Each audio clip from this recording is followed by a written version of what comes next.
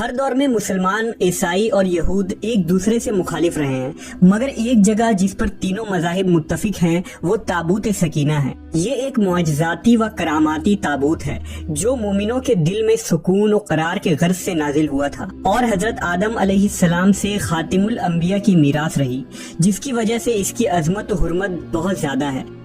اس صندوق کو تابوت سکینہ اس لیے کہا گیا کیونکہ اس تابوت کے ذریعہ لوگوں کے دلوں میں تسلی، اطمینان اور سکون حاصل ہوتی تھی، لہٰذا اس سکون کی وجہ سے اس تابوت کا نام تابوت سکینہ ہے۔ انگریزی میں اسے دی آرک آف کووننٹ سے ترجمہ کیا گیا ہے۔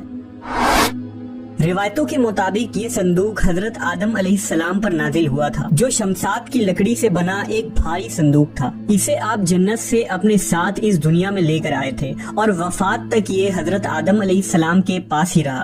جب حضرت آدم کی وفات کا وقت آیا تو آپ نے اس صندوق کو اپنے جانشین بیٹے حضرت شیث علیہ السلام کو دے دی۔ اس طرح یہ تابوت بنی شیث میں منتقل ہوتا رہا یہاں تک کہ یہ حضرت یعقوب علیہ السلام تک پہنچا۔ پھر یہ تابوت بنی اسرائیل کی ملکیت ہو گئی اور حضرت موسیٰ علیہ السلام کے پاس آ گئی۔ حضرت موسیٰ علیہ السلام نے برسوں صحرائے سینا میں پھرنے کے بعد اپنی قوم کے لیے ایک عبادت کا خیمہ بنایا۔ اس خیمے میں ایک چھوٹی سی جگہ بنائی گئی جہاں آپ نے تابوت سکینہ کو رکھ دیا تھا۔ بعد میں اسی جگہ حضرت داؤد علیہ السلام اور حضرت سلیمان علیہ السلام نے ایک عظیم الشان عبادت گاہ کی تعمیر کروائی، جہاں تابوت رکھنے کے لیے ایک عمارت بنوائی گئی جسے ہیکل کا نام دیا گیا۔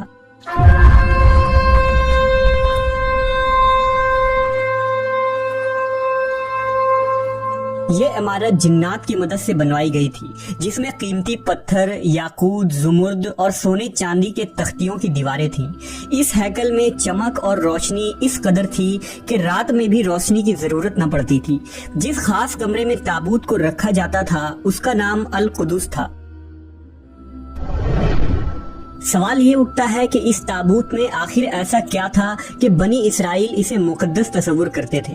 دراصل اس تابوت میں پیغمبروں کے تبرکات تھے، جن میں لوح قرآنی، توریت کی تختیاں کے ٹکڑے، من و سلوہ، حضرت یوسف علیہ السلام کا کرتا، ہارون علیہ السلام کی قبا، موسیٰ علیہ السلام کا عصا اور امامہ اور حضرت سلیمان علیہ السلام کی انگوٹھی تھی۔ اس کے علاوہ بھی بہت سارے پیغمبروں کے صورتوں کے حلیے بنے ہوئے تھے۔ یہ صندوق بنی اسرائیل کے لیے نہایت ہی مقدس اور بابرکت تھی۔ بنی اسرائیل جب کفار سے جنگ کرتے تھے اور دشمنوں کے بڑے بڑے لشکر دیکھ کر ڈر جاتے تھے اور ان کے دل کی دھڑکنیں تیز ہو جاتی تو وہ اس صندوق کو اپنے آگے رکھ لیتے۔ اس کے بعد اس تابوت سے ایسے رحمتوں اور برکتوں کا ظہور ہوتا کہ بنی اسرائیل کے جوانوں کے دلوں میں سکون و اطمینان پیدا ہو جاتا اور ان کے لرزتے ہوئے دل چٹان کی طرح مضبوط ہو جاتے۔ اس طرح انہیں ہر جنگ میں فتح حاصل ہو جاتی۔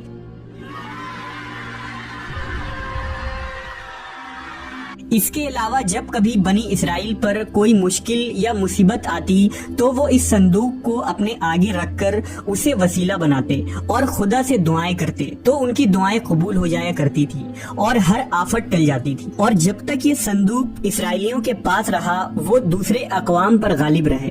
مختصر یہ کہ یہ تابوت بنی اسرائیل کے لیے عروج اور برکتوں کا سبب بنا۔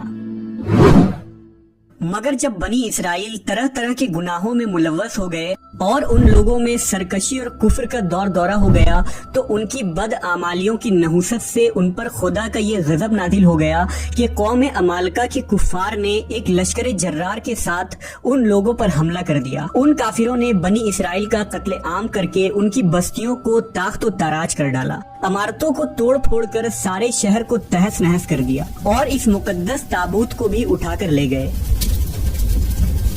انہوں نے اس مقدس صندوق کو نجاستوں کے کوڑے خانہ میں پھینک دیا، لیکن اس بے ادبی کا قوم عمالقہ پر یہ وبال پڑا کہ یہ لوگ طرح طرح کی بیماریوں اور بلاؤں میں مبتلا کر دیے گئے، لہذا قوم عمالقہ کے 5 شہر بالکل برباد اور ویران ہو گئے اور ان میں طرح طرح کی بیماریاں پھیل گئی۔ لہٰذا ان کافروں کو یقین ہو گیا کہ اس صندوق کی بے ادبی کا عذاب ان پر پڑ گیا ہے، تو ان کافروں کی آنکھیں کھل گئیں۔ لہٰذا ان لوگوں نے اس مقدس صندوق کو ایک بیل گاڑی پر لاد کر بیلوں کو بنی اسرائیل کی بستیوں کی طرف ہانک دیا۔